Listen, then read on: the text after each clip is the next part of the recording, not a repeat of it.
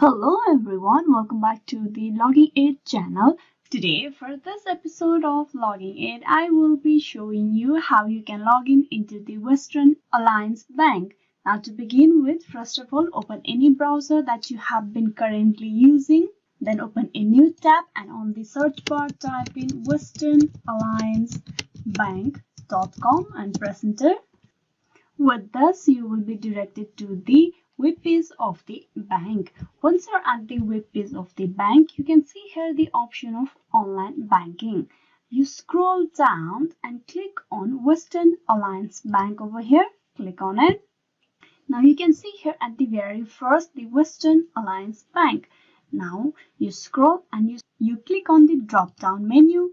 Here you choose the banking type of yours. Account type of yours, that is either business, personal, credit card admin, credit card user.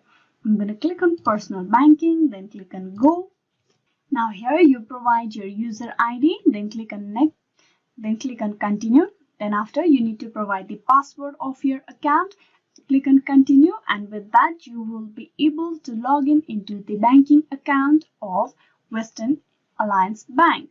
Hope this video was useful and you have learned how easily you can log in into the Western Alliance Bank online banking account.